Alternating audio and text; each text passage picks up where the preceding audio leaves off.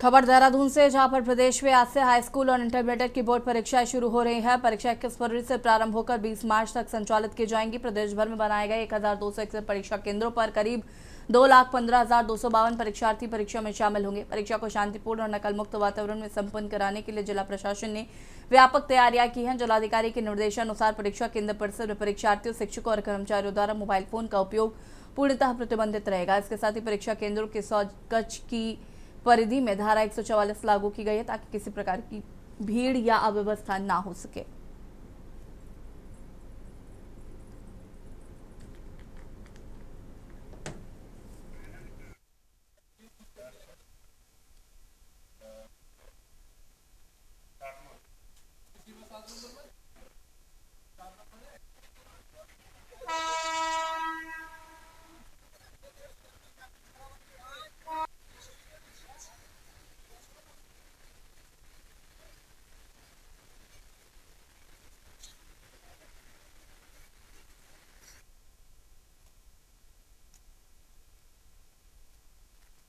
बेटा एक minute.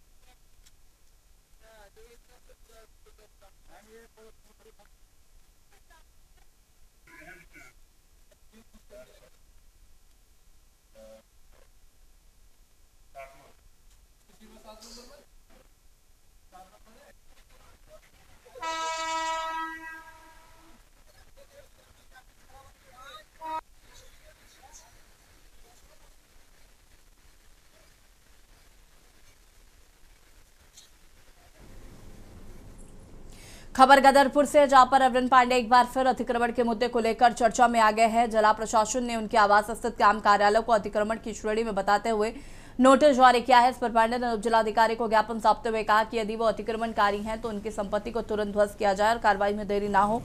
Press conference में उन्होंने प्रशासन पर निशाना साधते हुए बिना भेदभाव कार्रवाई की मांग की है। गौरतलब है कि 2017 चुनाव से पहले भी उन पर भू माफिया से जुड़े आरोप लगे थे, जिनका वो खंडन करते रहे। अब तक ये मामला राजनीतिक रूप लेता हुआ दिख रहा है। कैसे जाओगे तो कैसे है बताओ।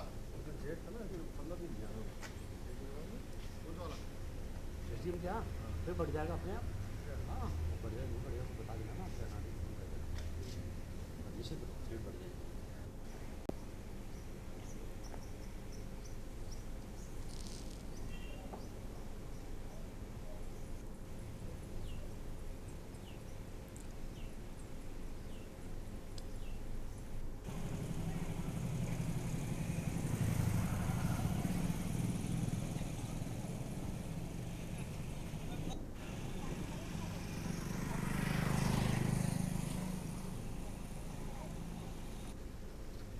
कैसे हमारे आवास पे, ऑफिस पे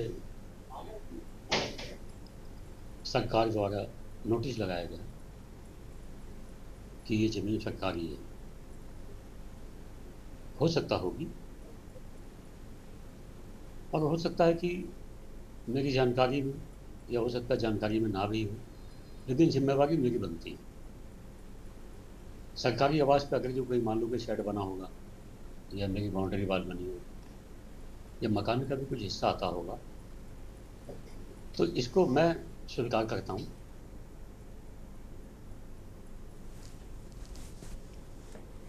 खबर देहरादून से, जहां पर नगर निगम कार्यालय में आयोजित शपथ ग्रहण समारोह में महापौर सौरभ थपलियाल ने कर्मचारी संगठनों के नवनिर्वाचित पदाधिकारियों को पद एवं दायित्व की शपथ दिलाई। कार्यक्रम के दौरान महापौर ने सभी पदाधिकारियों को शुभकामनाएं देते हुए कहा कि नगर निगम देहरादून कर्मचारियों के हितों की रक्षा और उनकी समस्याओं के समाधान के लिए पूरी तरीके से प्रतिबद्ध है। उन्होंने कहा कि कर्मचारी नगर निगम की रीढ़ है, उनके सहयोग से ही शहर का समुचित विकास संभव है। महापौर ने विशेष रूप से स्वच्छता सर्वेक्षण 2026 की तैयारियों का उल्लेख करते हुए सभी कर्मचारियों से सक्रिय भागीदारी की अपील की है। उन्होंने कहा कि स्वच्छ और सुंदर देहरादून बनाने के लिए सभी को मिलकर प्रयास करने होंगे। कार्यक्रम में नगर आयुक्त तवांबी बंसल सहित निगम के कई अधिकारी और कर्मचारी मौजूद रहे।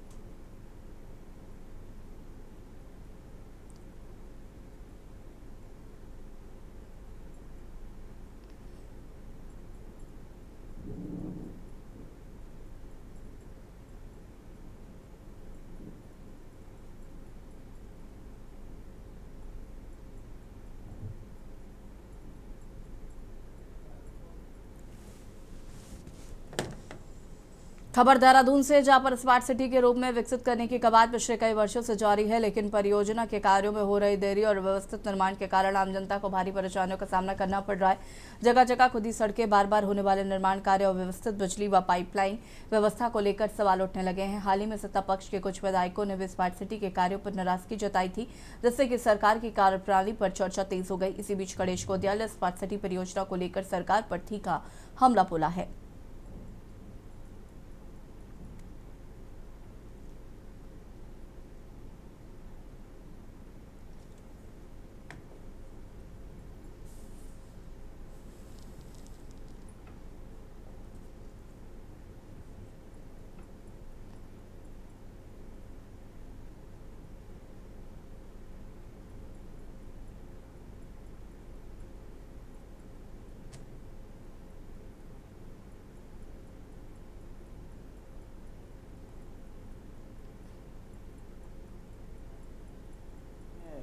नहीं सुना उन्होंने क्या बोला, लेकिन मैंने परसों भी इस बात का जिक्र किया था कि स्मार्ट सिटी के बारे में इतने हजारों करोड़ रुपए खर्च होने के बाद हासिल क्या आया, सरकार को इसको स्पष्ट बताना चाहिए। बहुत बुरे हालात हैं। मैं परसों कैनाल रोड से, मैंने कहा उस दिन मीडिया में कि मैं कैनाल रोड से उस दिन नीचे आ रहा था, तो अभी सड़क बनी है, सड़क के बगल में अभी खोदा जा रहा है, टाइल बिछे थे पहले, अभी खोदे जा रहे हो। तो क्या स्मार्ट सिटी, मेरी समझ में नहीं आई कि स्मार्ट सिटी क्या है। तार लगातार झूल रहे हैं, नीचे पानी के पाइप दिख रहे हैं। स्मार्ट सिटी का अर्थ क्या है, क्या कि इसकी परिभाषा क्या है स्मार्ट सिटी की। खबर देहरादून से है, जहां पर पावर कॉर्पोरेशन लिमिटेड ने बढ़े हुए बिजली बिलों को लेकर फैल रही भ्रांतियों को दूर करने के लिए विशेष पखवाड़ा अभियान शुरू किया है। अधिशासी निदेशक संजय टम्टा ने बताया कि स्मार्ट मीटर लगने के बाद शुरुआती बिलों में दिख रही बढ़ोतरी वास्तविक खपत नहीं है, बल्कि इंस्टॉलेशन के बाद होने वाली डेटा सत्यापन प्रक्रिया का परिणाम है। उन्होंने कहा कि पहले बिल में 1 या 2 माह की खपत के साथ जुड़ सकती है, जिससे कि बिल अधिक प्रतीत होता है। दरों या मीटर की कार्यप्रणाली में कोई बदलाव नहीं किया गया है।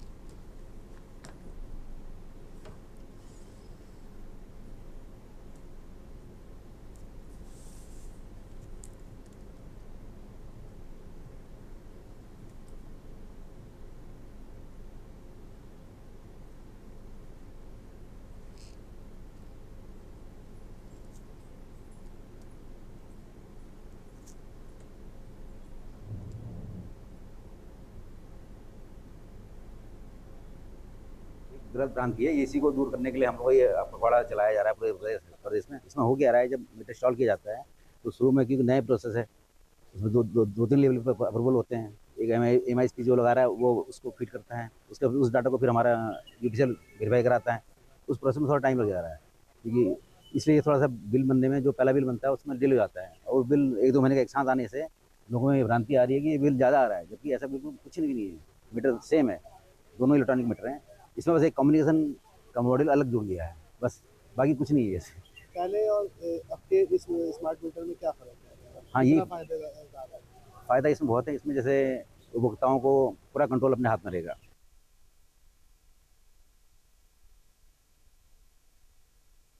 विनोद चमोली ने कांग्रेस और हरक सिंह रावत के बयानों पर निशाना साधते हुए दावा किया है कि 2027 विधानसभा चुनाव में भाजपा फिर बड़ी जीत दर्ज करेगी। उन्होंने कहा कि कांग्रेस प्रमुख विपक्षी दल जरूर है, लेकिन उसके नेताओं के बयान पार्टी के भीतर संशय की स्थिति दर्शाते हैं। चमोली ने कहा कि हरक सिंह रावत खुद मान चुके हैं कि संगठन अभी मजबूत नहीं है और उसे काफी मेहनत करनी होगी।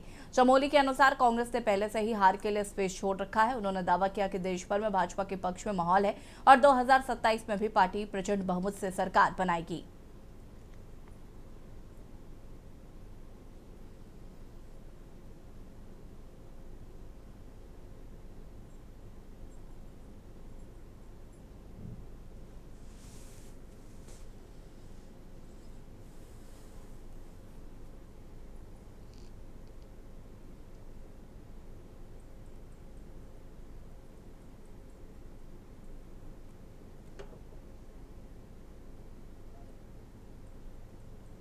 कि अब प्रमुख विपक्षी दल है, अब ये तो कहेंगे नहीं हम हार रहे हैं। लेकिन मैं हरक सिंह जी का बयान सुन रहा था, उनसे किसी ने पूछा कि क्या आप 2027 में आ रहे हैं, तो कई बार वो बहुत खुलकर और सही भी बोलते हैं। उन्होंने कहा भी हमको बहुत मेहनत करने की ज़रूरत है। एक बयान में ये भी आया था कि उन्होंने कहा साहब हमारा संगठन अभी उतना मजबूत नहीं है। तो कहीं ना कहीं वो एक स्पेस उन्होंने दिया हुआ है हारने के लिए कि भाई हम हार भी सकते हैं। तो कांग्रेस अभी तक कंफर्म नहीं है कि वो जीतेगी। हम तो खैर कह रहे हैं वो जीतेगी नहीं, वो जीतना भी नहीं है उसने, लेकिन उनके अंदर ही जो है ये भाव है कि वो नहीं आएगी।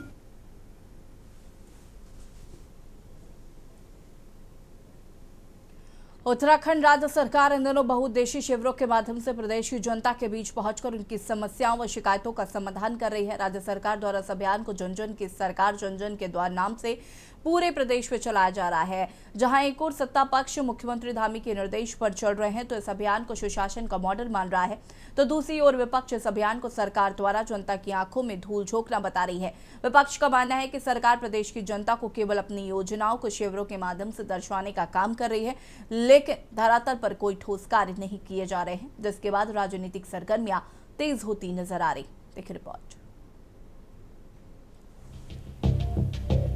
साल 2025 के दिसंबर से शुरू हुए मुख्यमंत्री धामी के निर्देश पर शुरू किया गया अभियान जन जन की सरकार जन जन के द्वार अपने दूसरे चरण की ओर बढ़ रहा है। सरकार का मानना है कि इस अभियान के जरिए सरकारी योजनाओं का सीधा लाभ जनता को पहुंच रहा है। साथ ही आम लोगों को सरकारी कार्यालयों के चक्कर काटने से बचाने और उन्हें सुशासन का सीधा लाभ भी मिल रहा है, जिसे जनता स्वीकार भी कर रही है। कई विभागों द्वारा सीधी सेवाएं जनता तक पहुंच रही हैं, जिसका परिणाम है कि 5 लाख से ज्यादा लोगों द्वारा इस अभियान के तहत लगाए गए शिविरों में भागीदारी की गई है। वहीं सत्ता पक्ष भाजपा का कहना है कि अभियान निश्चित ही नवाचार का प्रतीक है, जिसके माध्यम से जनता का विश्वास भाजपा के प्रति और भी बढ़ा है। तो वहीं विपक्षी पार्टी कांग्रेस सरकार के इस अभियान को लेकर केवल जनता के बीच हवाई बात बता रही है।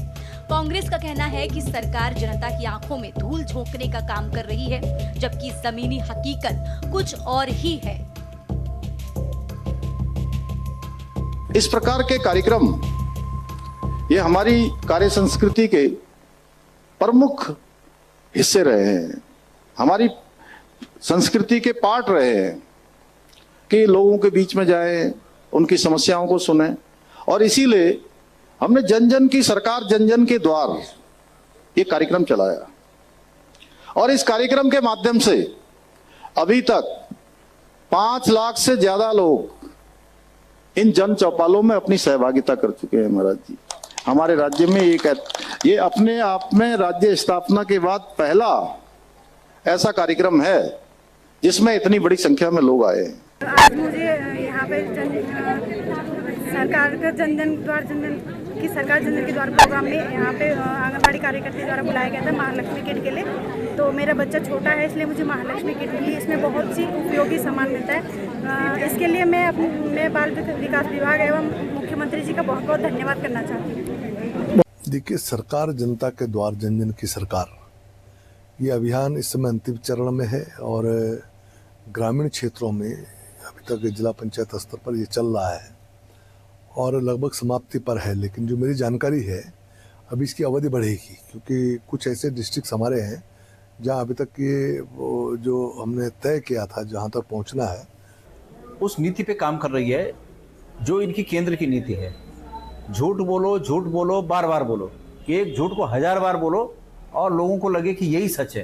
तो ये जो जन जन के द्वार सरकार है, वो घर घर जाकर या गांव में एक चौपाल बिठाकर आम लोगों को ये समझा रहे हैं कि हमने तुम्हारे लिए इतना कर दिया, इतना कर दिया, इतना कर दिया।